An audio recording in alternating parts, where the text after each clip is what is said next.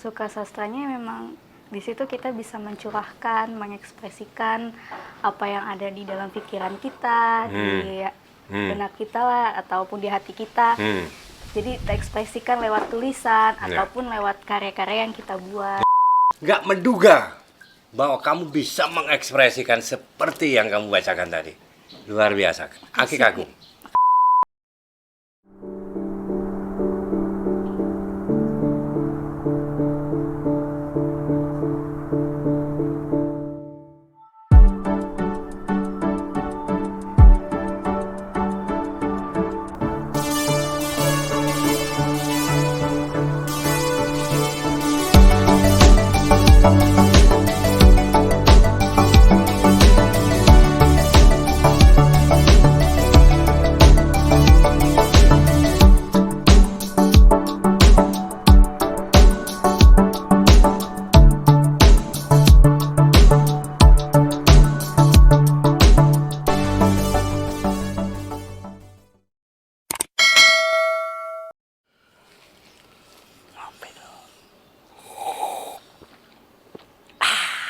Mantap. Oke, ketemu lagi dengan saya Erik Cacing, masih di channel Joko Suro. Siang ini saya udah di saungnya Joko Suro nih. Dengar-dengar Aki mau berkolaborasi dengan sahabat sastranya nih, Mbak Niza dari Universitas Sastra ternama di Indonesia lah. Nah, dengar-dengar sih Aki sama Mbak Niza mau bertukar puisi antara Aki dan Mbak Niza. Oke, kalau gitu ikutin terus channelnya Joko Suro. Ayo, cekidot. Salam budaya.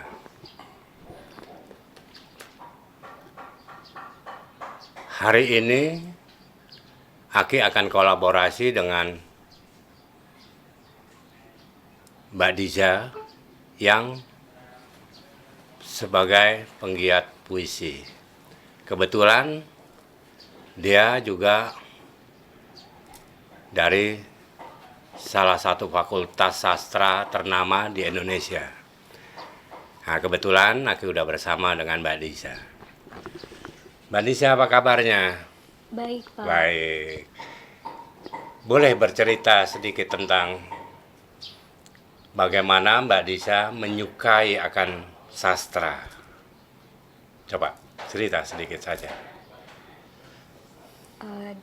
Perkenalkan, saya Diza Yupi Baryani dari Singapura Bangsa Karawang, ya Ki. Ya. Saya suka sastra memang sudah dari semenjak SD. Ya, semenjak sekolah dasar, pertama kali itu baca puisi tentang puisinya Diponegoro. Nah, di SMP itu juga kebetulan meraih juara 2 puisi. Oh, keren. Sementara saya tuh baru kelas 7 di situ. Ya. Kiri kanan saya aja suara kelas 9, kakak kelas lah. Ya. Di kelas 7 sendirian dong di tengah. Ya. Nah, terus pas di kuliah lanjut lagi ambil pendidikan bahasa dan sastra Indonesia, Ki. Alhamdulillah dapat juara 1 deklamasi puisi. Wow, prestasinya luar biasa ya. Iya. Ya. Senang Aki dengarnya, senang. Terus. Suka sastranya memang di situ kita bisa mencurahkan, mengekspresikan apa yang ada di dalam pikiran kita, di benak kita lah, ataupun di hati kita. Jadi kita ekspresikan lewat tulisan ataupun lewat karya-karya yang kita buat. Ya. Satu contoh begini ya. Puisi itu memang ungkapan jiwa yang tidak bisa dibendung. Pemerintah aja takut kok sama puisi. Iya kan? Iya. Kita belajar dari sastrawan yang terdahulu lah ya. Iya. Nah, seperti itu. Jadi kalau memang sastra ini menjadi suatu pilihan Mbak Diza ya, bahwa di sini ada suatu ungkapan jiwa yang tidak bisa dibendung, itu betul gitu. Dan Aki juga menyukai dengan sudut pandang Mbak Diza seperti itu, karena wakil dari bahasa jiwa ya adalah kepribadian kita. Iya, benar banget, Ki. Ya. Lanjut, Aki juga mau tanya lagi tentang apakah sekian banyak yang sudah Mbak terbitkan karya-karya Mbak ini lewat mana saja misalnya? Kalau karya kebetulan belum ada yang diterbitkan, namun pernah mengikuti lomba, Ya. hanya jadi peserta aja sih Ki, belum lolos. Oh ya, ya, tapi ya, suatu sikap keberanian itu sudah sudah menonjol ya. Iya. Ya, ya. Nah, mudah-mudahan di Joko Suro Channel ini membawa nuansa baru buat kita nih. Karena aku tertarik dengan status Mbak Disa sendiri tentang sastra, dan aku mau tanya juga ini, bagaimana sudut pandang Mbak Disa mengenai moto yang aku kumandangkan bahwa memasyarakatkan puisi dan mempuisikan masyarakat. Nah, bagaimana sudut pandang Mbak Disa ini tentang puisi itu tadi? Tentang moto Aki Iya, tersebut, betul. menurut sudut pandang Diza ya, Ya, itu bagus karena di situ para kaum muda, kaum milenial nih khususnya ya, itu bisa Ikut serta ya. mengenali puisi itu apa sih? Ya, Kan semua orang betul. tuh tidak tahu menaut puisi yang sebenarnya itu seperti apa gitu ya. Hanya sekelas aja gitu. ya, ya. Itu. Jadi lebih bisa merangkul anak-anak muda untuk lebih mencintai sastra dan khususnya itu puisi. Amin. Berarti kita mempunyai suatu sudut pandang yang sama ya Mbak Disa ya. Mudah-mudahan kolaborasi kita ini bisa mempunyai dampak yang sangat berarti bagi kaula muda, kaula tua yang masih terus aktif untuk puisi. Terima kasih Mbak Disa. Bisa Mbak Disa memberikan satu puisi saja buat Aki dengar? Oh, tentu bisa. Bisa ya? Iya. Sudah siap untuk membacakannya? Siap. Siap.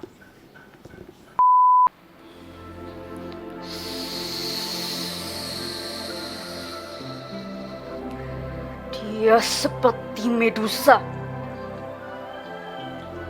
malaikat penjaga dianggap musnah. Dia seperti Medusa. Setiap air matanya jatuh jadi ular bibisa. Lihatlah!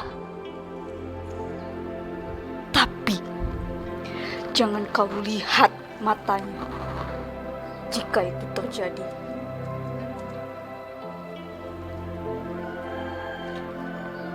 Kau akan jadi batu. Benar. Dia seperti Medusa. Ya, karya Zaf. Wow, keren. Keren banget.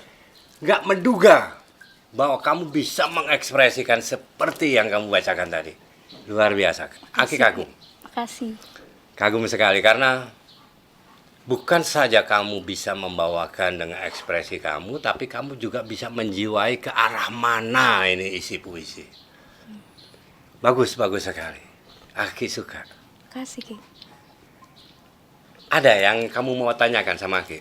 Ada. Ada, monggo. Nah, kan Aki mempunyai moto nih. Ya. Nah, motonya pun tentang puisi. Apakah Aki dahulu, di zaman dahulunya masih mudanya, itu pernah berkecimpung di dunia sastra? Terus kalau boleh tahu kan kalau yang saya pelajari tuh angkatan-angkatan tuh banyak tuh ya. Betul. Nah, dari angkatan 20 sampai angkatan 2000 sekarang ini 2000-an. Oke. Nah, Aki tuh termasuk di dalam angkatan yang 70-an. mana gitu. 70-an, masih di urutan 70, 80 lah. Angkatan 70-an. 80. Terus kalau boleh tahu itu sering ke angkatan 70-an tuh ngapain aja sih? Kadang suka bertanya-tanya itu angkatan-angkatan itu biasanya ngapain aja? Sementara kita cuma baru baca-baca aja nih angkatan-angkatannya gini. Apakah di situ semua ada perkumpulan sastra atau bagaimana? Sebetulnya gini, Dahulu. kebetulan Aki suka dengan sastra ini selagi Aki sering nongkrong ya istilahnya, anak sekarang mungkin nongkrong ya, itu di tim. Nah di tim itu sering ada penyuluhan sastra, pembedahan sastra yang dipelopori oleh HB Yasin, Mukhtar Lubis, yaitu angkatan-angkatan 60-an itu. Dan Aki ada di situ. Nah begitupun pada saat pembacaan puisi se-Asia, ada Sutarji Kalsum Bakri, terus juga ada siapa si Ikra Negara, wah banyak sekali. Nah, Aki hanya mencuri sebetulnya, mencuri ilmu yang Aki dapat dari sana. Jadi untuk duduk di bangku sekolah sastra, Aki tidak. Hanya giat mencuri dan membaca. Nah itu yang Aki jadikan sebagai modal Aki. Nah, justru di hari ini Aki bertemu langsung ke sosok seorang Mbak Diza yang mempunyai status dari pendidikan sastra di Indonesia. Nah, ini suatu keuntungan dan kolaborasi Aki yang sangat luar biasa. Jadi itu jawaban Aki.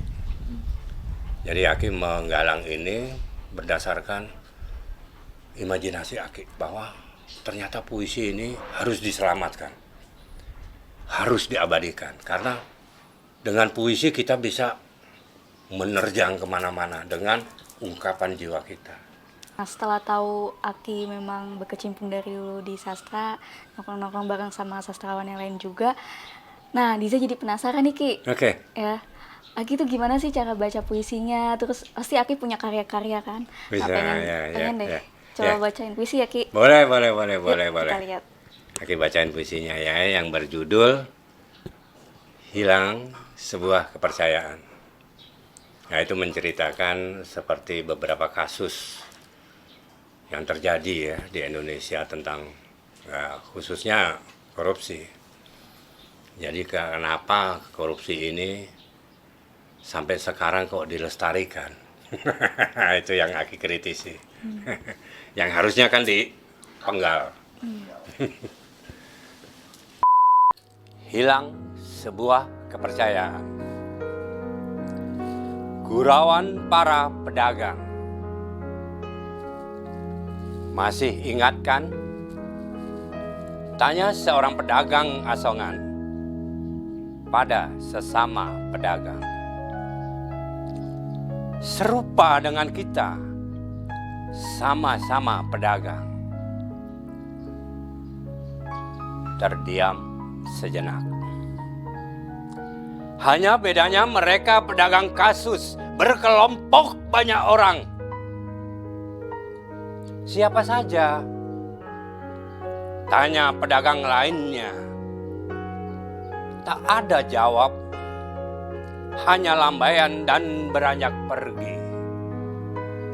Sambil menjajakan dagangannya. Hayo, siapa mau beli? Dijamin murah meriah. Ada kaos kaki, kaos kutang, tinggal pilih. Mau CD, BH, kolor juga ada, cukup 20.000 saja. Kejujuran tersirat di wajahnya. Kejenuhan kian merambat, merasuki jiwa-jiwa tanpa mampu menelisik. Jauh atau dekat, berjilid atau tidak, tersembunyi atau di peti kemaskan, hanya tinggal menunggu yang semuanya kerap menjadi mungkin. Jika kepercayaan sudah bengkok, pastinya bukan pandai besi yang harus meluruskan. Wah, bagus Ki, bagus. Terima kasih Mbak, terima kasih. Ya, itu menceritakan tentang apa korupsi ya. Kenapa korupsi itu seolah dilestarikan, Oh, yang jadi harusnya dipanggal. Ya, ya, itu. tersirat tapi mengena ya. Terima kasih Ketikan. Mbak, terima kasih. Nah, selanjutnya aku bisa minta satu puisi lagi dari Mbak Diza. Dari Giza. Ya, Ya, bisa ya? bisa. Oke, monggo. Karya Sutarji Kozum Bari. Amin. Aku bukan penyair sekedar. Aku depan yang memburu. Bebaskan kata panggilmu.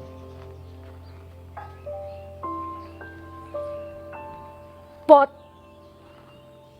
pot, pot, pot, pot. Kalau pot tak mau pot, biar pot semau pot mencari pot. Pot!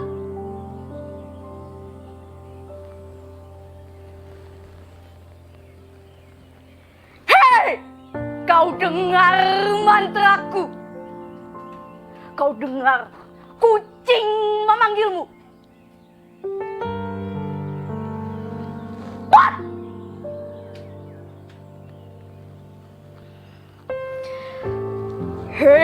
Hei! Kau dengar mantraku? Kau dengar kucing memanggilmu? Izu kalizu, mapa kasaba, ita saltali, papaliko, haru barzaku, kodiga zam-zam. Lagu terkocok. Zuku zangga, zege zege zege. Zuku zangga, zege zege zege. Zuku zangga, zege zege zege. Zuku zangga, zege zege zege. Zuku zangga, zege zege zege. Zuku zangga, zege zege zege. Ah! Nama kalian bebas. Carilah Tuhan semaumu. Wow, keren Mbak, keren abis. Keren banget. Bisa kamu menghayati dan mengekspresikan karyanya Sutarji Kalsum Bakri. Aki manggilnya Bung. Oh, Bung Sutarji Bung Kalsum Sutarji. Bakri. Wah, itu luar biasa itu. Ternyata kamu mampu ya. Ya, Hebat. Aki suka. Dan karya dia ini memang bagus dan terakui lah ya. Iya. Arti kata dia sendiri sampai mengklaim dirinya sebagai seorang presiden puisi. iya. Memang hebat dia.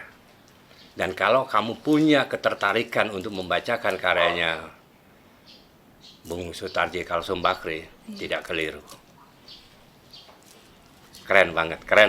Kasih Ki. Bisa bercerita nggak, Mbak, tentang puisi yang pertama itu? Puisi Medusa. Sedikit saja. Puisi Diza yang Medusa. Puisi karya Diza yang Medusa itu berdasarkan imajinasi dan legenda yang ada di suatu tempat gitu. Jadi kamu menyimpulkan bahwa itu suatu legenda yang sudah berlalu ya? Iya. Oke. Dan di situ sosok orang ini dipandang sebelah mata, diperumpamakan seperti Medusa, padahal dia kalau kita telaah lagi dia lebih tidak terlalu seperti Medusa. Medusa tuh kan dikenalnya jahat atau apa, tapi sebenarnya dia tidak terlalu jahat. Gitu. Pasti ada kebaikan di dalam manusia itu sendiri. Betul, karena kebaikan dan keburukan itu seolah ingin saling mendahuluinya. Iya. Dan kita berada di tengah-tengah mana yang harus semestinya didahulukan. Iya. Ya, itu kalau Aki boleh mengambil suatu kutipan dari salah satu kalimatnya, entah dia pujangga, entah dia paranormal ya, Permadi. Bahwa hidup itu ada dua kekuatan, angkara murka dan budi luhur. Dan kedua-duanya saling ingin mendahului. Mana yang harus didahulukan? Karena kita berada di tengah-tengah. Ya, jadi untuk mengingatkan juga kepada kaum milenial nih, Ya, tidak harus kita melihat seseorang dengan sebelah mata. Betul. Tapi kita harus menggunakan kacamata kita, dua mata kita untuk melihat orang tersebut kayak betul, gimana. betul. Sama halnya, jika kita ingin mengukur diri, kenakanlah jubah sendiri agar terlihat jelas tingkat kepantasannya. Ya, betul itu. Untuk mengekspresikan atau menghayati suatu puisi, itu memang sudah dilatih ya, tapi memang udah Bawaan ada ya. bawaan dan Bakat bakat, ya. terus tapi kita juga kelola, itu juga dikelola, itu juga pasti nggak lepas dari guru-guru di SD sampai kuliah.